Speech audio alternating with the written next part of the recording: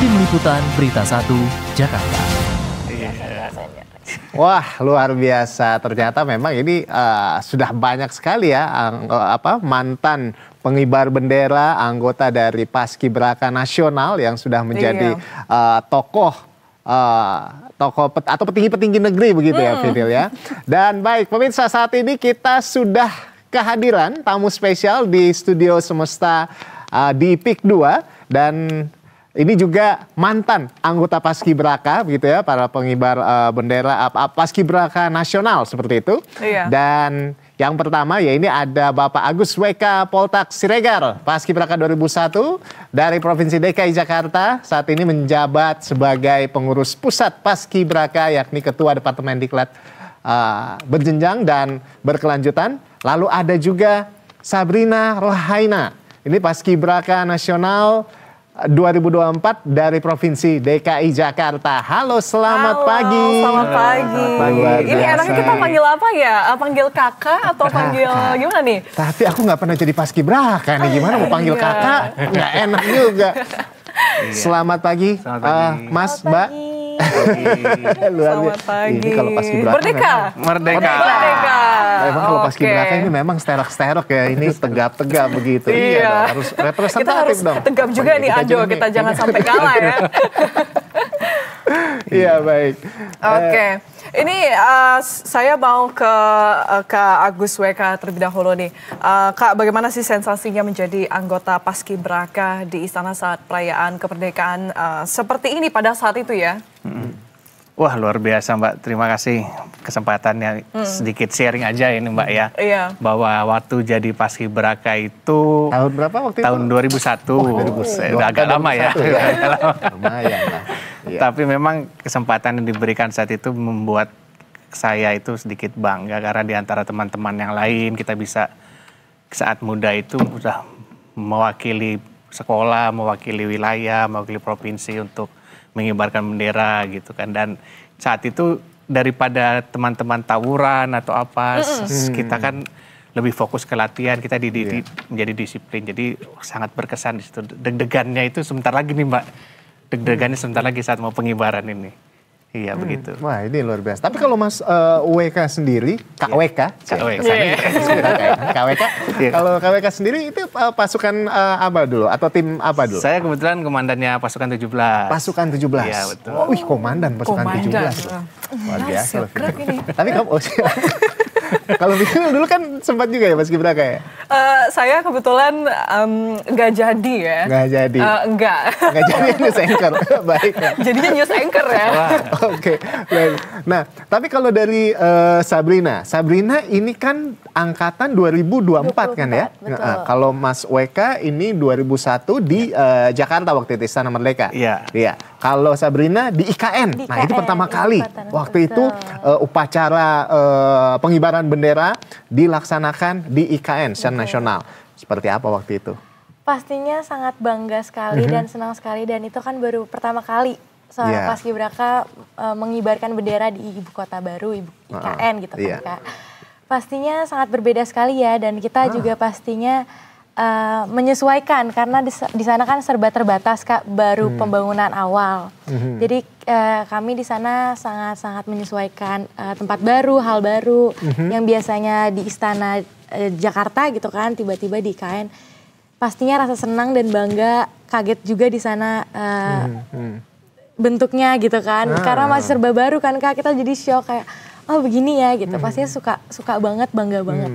Tapi kalau dari gerakan-gerakannya atau apa namanya ya,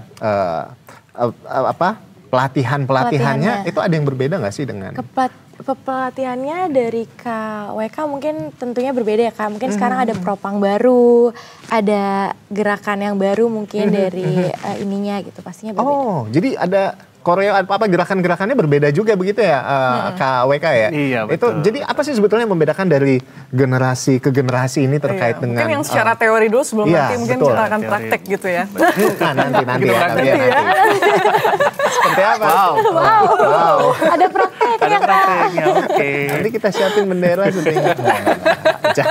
Silakan KWK. Oke, yang membedakan mungkin ya dari zaman saya itu tadi satu yang tadi bilang juga ada peraturan panglimanya mungkin sudah berbeda. Terus gerakannya memang saat itu kami dilatih oleh almarhum Kak Subagio. Beliau itu marinir.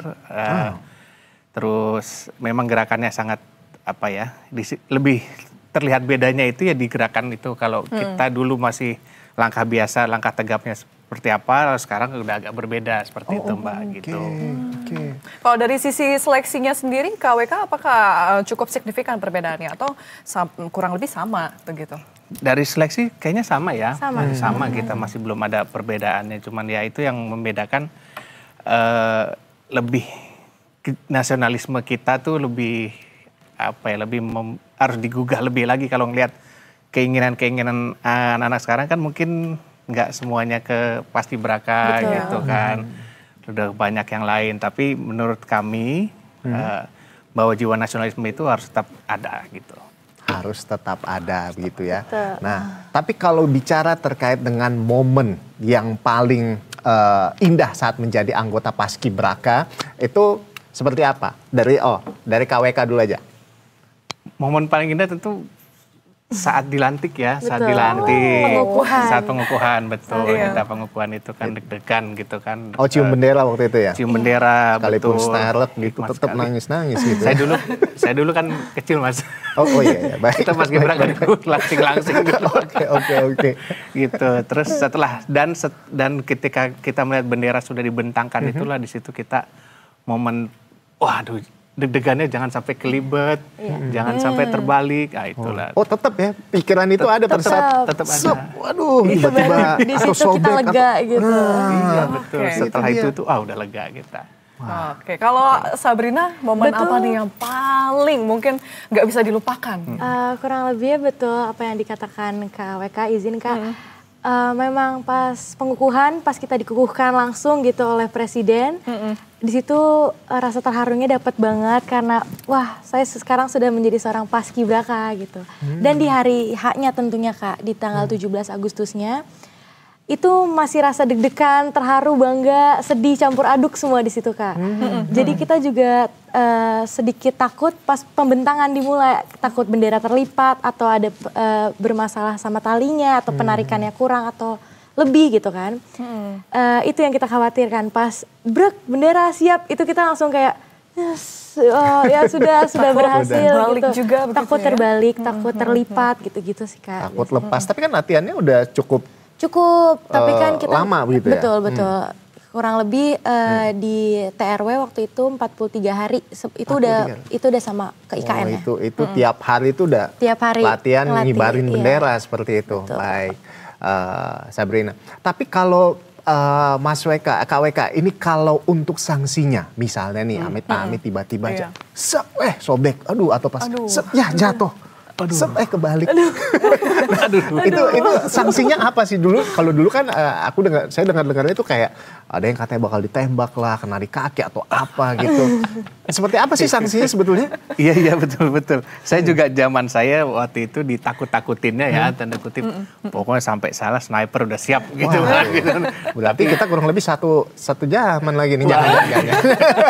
Ketahuan deh. Silakan, gimana KWK? Iya, tapi enggak ya, kalau sanksi sih enggak ada ya. Kemungkinan paling ya sanksinya dilihat seorang se-Indonesia seperti itu kan, atau itu yang mungkin kita pasti akan jadi omongan tahun-tahun berikutnya. Se-Indonesia ya. Se-Indonesia betul. Tapi sepanjang sejarah itu pengibaran bendera Indonesia ada nggak sih yang salah pada saat itu? Ada nggak ya? Mungkin kalau sampai terlipat belum ya Kak? Belum sepertinya belum ya, kurang lebih. Tapi so far sih dari 17 Agustus pengibaran pertama begitu ya, sampai sekarang sih so far aman gitu ya. So far aman ya. Siap. Oke.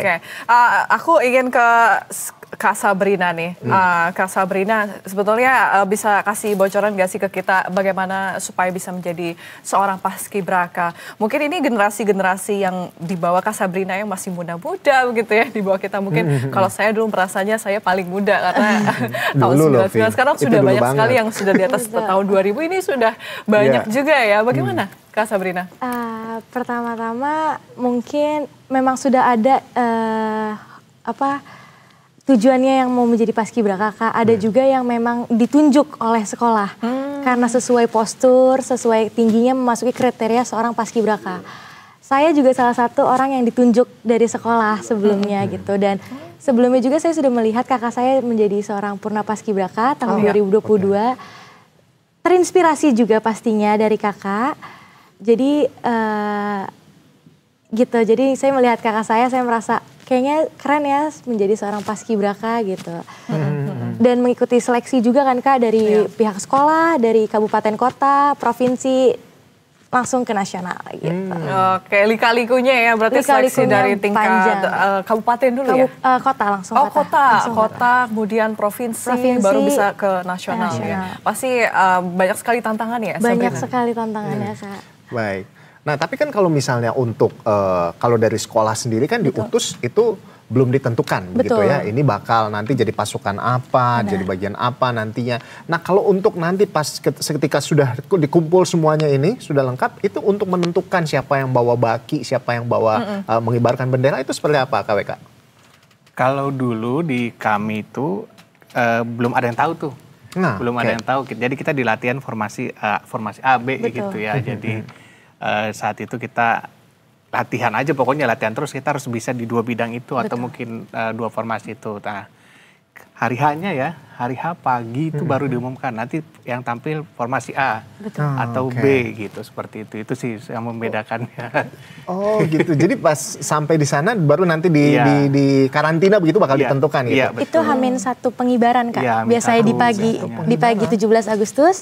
H-1-nya baru diberitahu siapa pembawa. Yang mau bawa baki itu latihannya pas hari H itu?